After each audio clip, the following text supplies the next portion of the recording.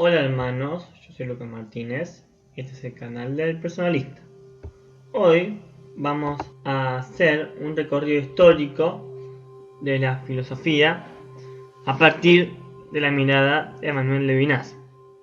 Descubriremos que Emmanuel Levinas no es ni un filósofo clásico ni un filósofo moderno. Veremos que los filósofos latinoamericanos como Enrique Dussel o Juan Carlos Scanone, que son los dos argentinos, ven la filosofía europea, toda la filosofía europea, a partir de Emmanuel Levinas.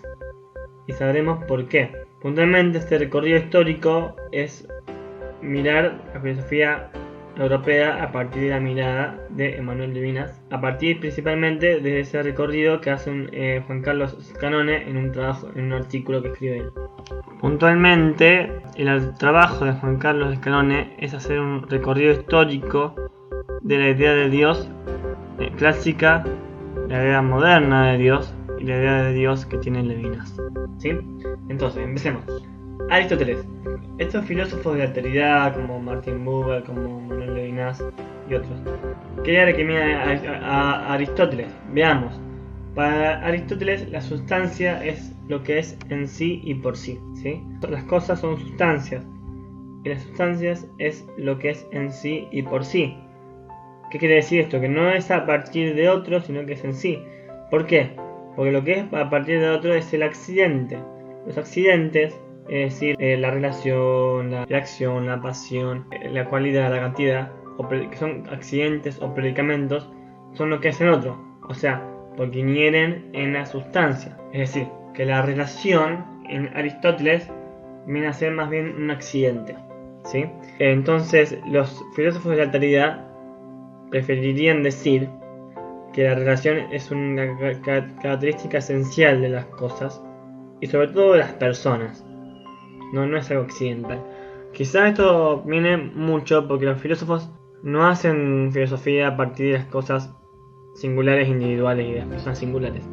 Siempre tratan de hacer una filosofía formal y universal, donde no abundan en ejemplos concretos. O sea, hacen una descripción formal de lo que quieren hacer y analizan conceptos universales o vivencias universales. Y en ese recorte abstracto que hacen, pierden mucho de la singularidad.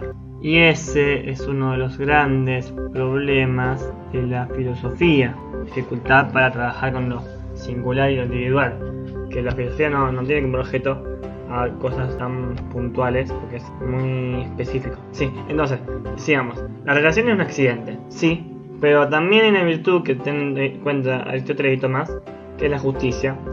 La justicia de algún modo es una virtud dialógica. Pero ¿por qué no es igual a Levinas o a Buber?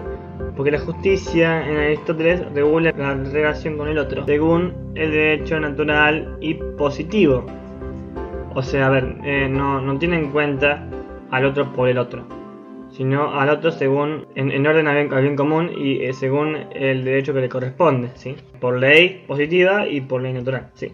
Y veamos, como decíamos, Juan Carlos Scanone realiza un análisis en su trabajo, habla de la idea de Dios en la historia. Y la idea de Dios que tenía Aristóteles era una especie de primer motor inmóvil, que de algún modo tenía una esencia. La esencia es algo cerrado, ¿no?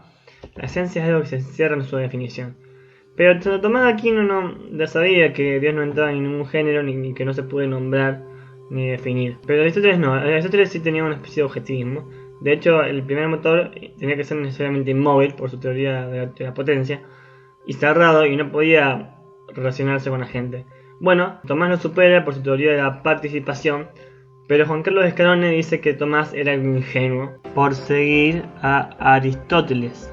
Yo no sé si me animaría a decir que Tomás es ingenuo, pero bueno, eso es una cuestión de... Lo que vemos en Aristóteles, que tiene una visión objetivista de Dios, ¿no? A tal punto de que Dios es un ser inmóvil, que se encierra a sí mismo en su relación ad intra y no hace participar, según Aristóteles, de su ser a los demás. O sea, lo mueve todo, pero lo mueve todo porque es inmóvil. Lo mueve todo, pero no se mueve él ni hace nada porque es más que pensarse y amarse, porque es inmóvil, porque si fuera móvil tendría que ser movido. Bueno, Aristóteles es un filósofo clásico. Y ahora pasemos a un filósofo moderno, que es Friedrich Hegel. Hegel es el culmen quizás de la filosofía moderna. Su filosofía se llama idealismo absoluto. En la filosofía de Hegel, la relación prima sobre la sustancia, al punto que ya ni siquiera hay sustancia. No hay nada que sea en sí por sí. ¿Sí? Lo que está es el espíritu, el Geist. La conciencia pura, que no es una persona concreta, se conoce a sí misma en una historia de ideas que se va superando unas a otras. ¿Sí? Ya vamos a ver cómo. Pero hay una conciencia pura, ¿no? Como un sujeto que empieza en una idea muy simple, como puede ser la de ser, y se va desarrollando en la historia de las ideas.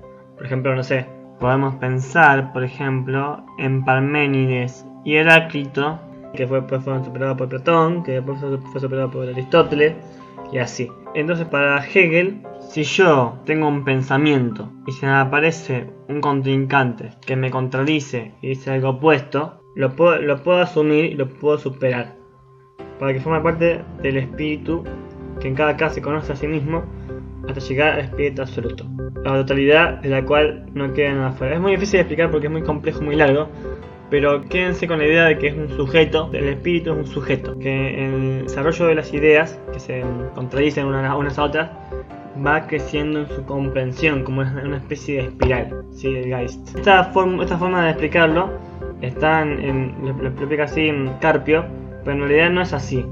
Esto que es tesis, antítesis y síntesis. Esta forma no son palabras de Hegel, pero son mucho más fáciles de entender que sus palabras. Bien, la tesis es la afirmación, o el en sí. La antítesis es la negación. O sea, si yo tengo una idea como una tesis, que digo como Parménides, que ser es y no ser no es, ahí tengo una tesis. Después tengo una antítesis que la dice Heráclito, que dice una negación de esa afirmación, según la cual todo es devenir y cambio y que nada permanece. Que nos bañamos y no nos bañamos dos veces en un mismo río. Tengo una antítesis ahí. Y la síntesis sería como por ejemplo Platón, que sabe que hay cosas que son y que no son como las ideas, y hay cosas que cambian como el mundo sensible.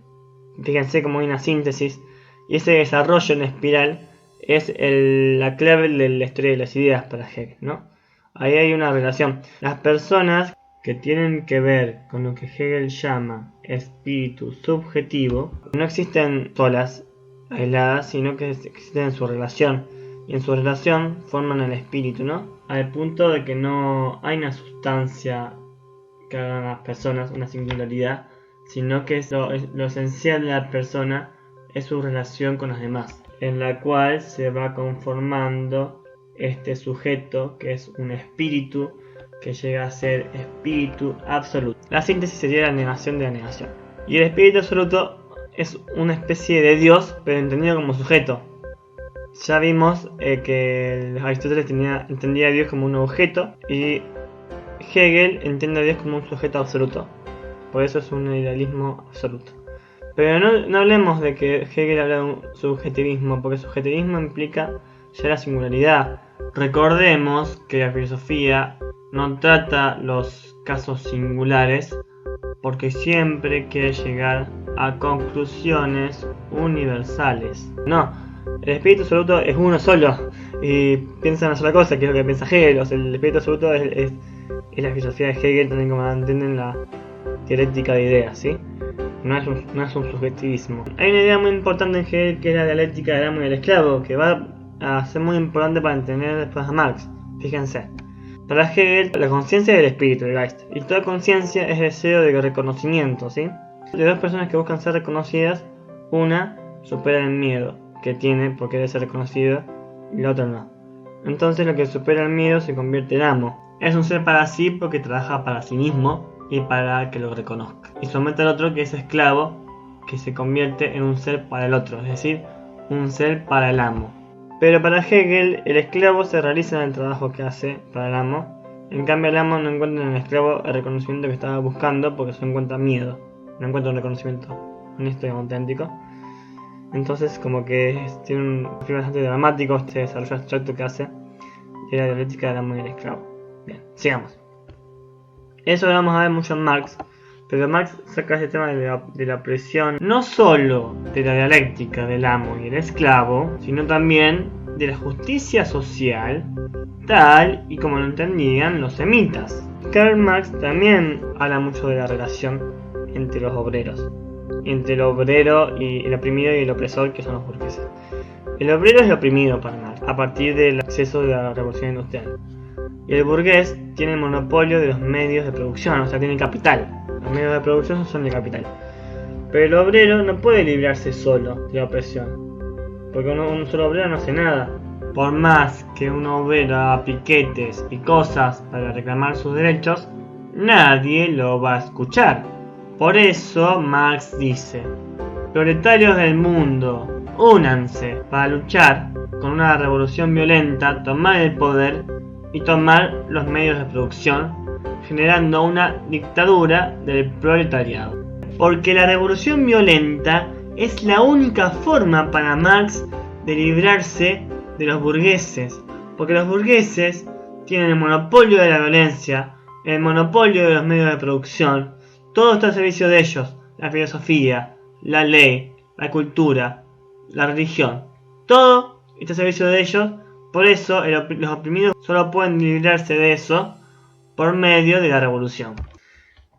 Y vamos a Manuel Levinas.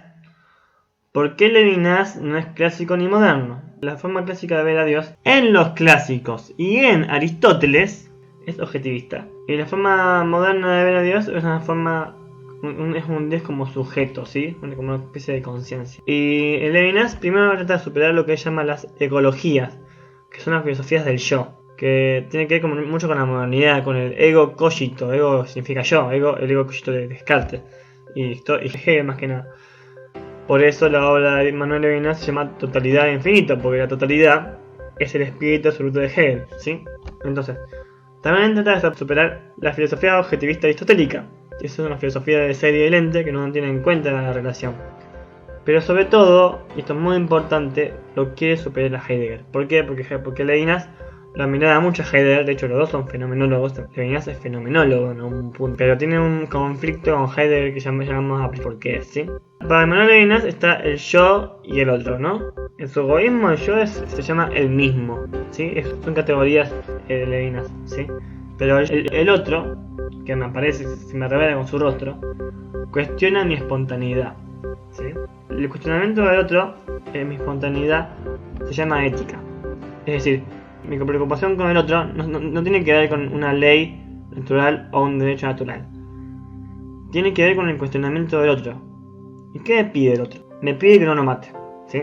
Entonces acá vemos que aparece el mandamiento del decálogo, ¿no? Y son todas categorías semitas. Y está excelente, me parece bárbaro. Al igual que Marx, la filosofía de Martin Buber y la filosofía de Manuel Levinas tiene un origen semita. Solo que Karl Marx dejó su fe semita y Martin Buber y Manuel Levinas no la dejaron, sino que la defienden y la ponen en su filosofía. Pero no es que me pide más que eso. Es verdad, no estamos partiendo de la ley natural o del derecho natural o de la naturaleza, sino de el cuestionamiento del otro. Pero no me pide más que eso al otro. Porque Levinas no trata de hacer una filosofía que englobe todo, ni que explique todo, sino que trata de explicarte que el rostro del otro se me revela en toda su indigencia, ¿no? En toda su fragilidad. Me pide que no lo mate, ¿sí? Y el otro no es un alter ego, viste que Tomás, Aristóteles, también Husserl, decían que el otro es como una especie de otro yo. Si el otro es como yo y yo comparto cosas con el otro, de algún modo lo puedo entender. Pero no, el otro no es como yo, el otro que está al lado mío. El otro es absolutamente otro. Por eso es infinito, ¿sí? Siempre está más allá de la totalidad del mismo. Siempre está más allá de la totalidad del sujeto que conoce. Siempre está más allá de mí. Si no fuera así, yo podría asumirlo y superarlo, como Hegel. Hegel, en cambio, cuando el espíritu se encuentra con algo que lo contradice, busca asumir la idea del enemigo y superarla, y de algún modo eliminar al otro. Siempre que el espíritu, que la totalidad, que el Geist se encuentra con una idea contraria, la asume y la supera creando una síntesis, ¿no? Entonces, de algún modo para Hegel el otro está para superarlo. Levinas no diría eso. Levinas dice, no, el otro no está para superarlo, es infinito, no puedo abarcarlo.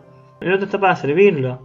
Por eso Levinas es una filosofía de la diaconía. El otro es lo importante, hay que servirle, ¿sí? Levinas, a diferencia de Buber, prefiere no hablar de un tú, sino de un otro, porque para él el otro es absolutamente otro. Pero entonces, si el otro es absolutamente otro, ¿cómo hago para comunicarme con alguien con el que no comparto absolutamente nada? Bueno, por el lenguaje. Bueno, de algún modo, si me puedo comunicar por el lenguaje, quiere decir que algo compartimos. De modo que aunque el otro sea absolutamente otro, no quiere decir que no comparta nada con el otro, porque compartimos un lenguaje. Entonces, ¿quién es el otro para Levinas? El otro es el huérfano, la viuda, el extranjero, el pobre. ¿Qué quiere decir esto? El oprimido.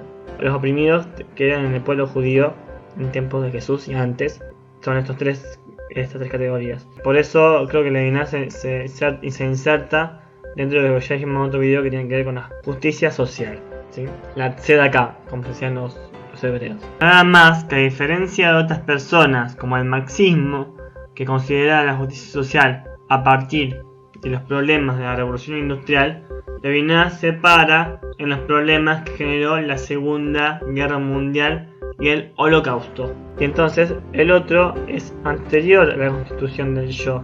No está primero el yo y después el otro, está el otro y después yo, ¿sí? Y bueno, en la mentalidad de Levinas es una forma de ver a Dios como absolutamente otro. Como Dios me revela su rostro, como dice el Salmo, ¿no? Muéstrame tu rostro, Señor, no me escondas tu rostro. Como Dios está más allá de todo y siempre los místicos pusieron énfasis en no encerrarlo en una definición a Dios, en una especie de esencia que no entra en ningún género, que Dios es un misterio, que solo lo vamos a conocer cuando lo veamos después de morir. Pero bueno, los judíos en particular no querían ni ponerle nombre, ni hacerle una imagen, ni definirlo, ¿no? Entonces eso tiene mucho sentido porque aunque nosotros creamos que Jesús se encarnó, el resto de Dios solo lo vamos a ver en el cielo y solo lo vamos a tener ahí, porque Dios en algún punto es un misterio y la teología no logra explicarlo. No logra explicar por qué hay un Dios, es un solo Dios y tres personas, y eso sigue siendo un misterio. Y Dios y su perfección, tanto para judíos como para cristianos, es un misterio y ninguno lo entendemos y está bien que sea así. Porque si no pierde su valor como Dios, como que trata de abarcarlo y superarlo, como si fuera un objeto absoluto, o un sujeto absoluto como pretendían los clásicos como Aristóteles o los modernos. Pero Tomás sabía que Dios no entra en ningún género, que Dios es perfecto, pero que su perfección es un misterio, ¿sí? Sigamos. Entonces dijimos que Levinas trata de superar a Heidegger más que nada. ¿Por qué? Levinas miraba mucho a Heidegger porque los dos eran fenomenólogos, pero Heidegger, Levinas se separó de Heidegger cuando en el año 1941, 40 más o menos, Heidegger pronunció un discurso en Alemania medio como que a favor del nazismo, y Levinas era judío, imagínate que eso no le gustó para nada. Quizás muchos lo perdonen a Heidegger y sigan su filosofía, no hay ningún problema, pero Levinas era su pueblo y eso para él era imperdonable, ¿se entiende? Entonces, más allá de eso, desde su filosofía de la alteridad, Levinas trata de superar a Heidegger no solamente por resentimiento, sino también en sus ideas, ¿sí? Veamos. Para Heidegger, el hombre es el ser que se pregunta por el ser. El Dasein, el ser ahí, se pregunta por el ser. Y por su propio ser encuentra que su ser más que nada está en la muerte y en estar vuelto hacia la muerte. En cambio, para Levinas, el hombre, que es el yo, no se pregunta por su propio ser, sino que hay otro que le pregunta. Se deja cuestionar por otro que le pregunta, que es el otro, ¿no? El otro me cuestiona. No soy yo el que me pregunto por mi ser. Antes que me pregunten por mi ser hay otro que me cuestiona. Y si yo me empiezo a preguntar por mi ser, me digo como que me olvido del otro, ¿sí? Entonces, para Heidegger, el Dasein también es un ser con el otro. Estas expresiones así de ser con el otro, ser para la muerte, son expresiones que en alemán tienen una formulación más simple, pero no las sabemos bien. ¿Ven? No importa. Entonces, para Levinas también el yo es un ser para el otro. Pero la diferencia de Hegel es que el ser para el otro de Levinas no llega a ser esclavo del otro, porque sirve al otro por deseo desinteresado y no porque lo necesite, ¿sí? Entonces, por otro lado, para Hegel, el otro debe ser superado y asumido en el espíritu absoluto. En cambio, para Levinas, el otro debe ser servido. Recordemos, Levinas no hace una filosofía de la lógica, ¿sí? No es una filosofía de la relación, porque lo más importante en la filosofía de Levinas no es la relación. Lo más importante en Levinas es el otro. El otro, antes que mi relación con el otro, está el otro, ¿sí? Y lo que tengo que hacer es servirlo, porque es una relación asimétrica, ¿no? Siempre una relación de servicio al otro. Bueno, y pasamos a Karl Wojtyła. Bueno, Levinas y Wojtyła eran amigos, ¿sí? Dijimos que los clásicos basaban su ética, bueno, sí, está el justo medio de Aristóteles, también la ley natural. Después en Tomás, además de la ley natural y de la ley positiva, está la ley eterna, está la ley antigua del Antiguo Testamento, que es el Decálogo, y la ley nueva del Evangelio. Todo eso tiene que ver con la fundamentación de la ética en Tomás. No es solo una naturaleza así.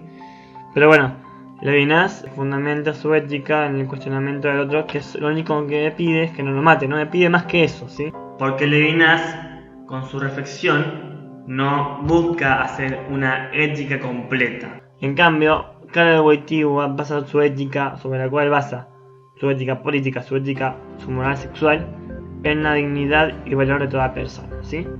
No es tan diferente a Levinas, pero se encargan de cosas distintas porque les preocupan diferentes problemas. A partir de la afirmación de la dignidad de la persona, crea la norma personalista. Con esta norma, Wojtyła afirma que en mis acciones debo defender y respetar la dignidad y el valor de los demás por encima de cualquier otro interés que pueda tener. ¿Qué piensa Wojtyła sobre la relación? Afirma a la persona por sobre la relación, pero sin perder de vista esa relación. De hecho, Wojtyła habla del tema de la participación, como la participación en la cual cuando yo actúo, participo de las acciones de los demás. Y en esa participación hay una especie de relación, también porque hay una trascendencia, ¿sí? Pero si quieren tener una idea más clara de la filosofía de Levinas, les propongo mi video donde explico más detalladamente y muy brevemente esta filosofía que defiende Levinas. Eso es todo por hoy. No se olviden de suscribirse y de poner me gusta. Yo soy Lucas Martínez, este es el canal del Personalista.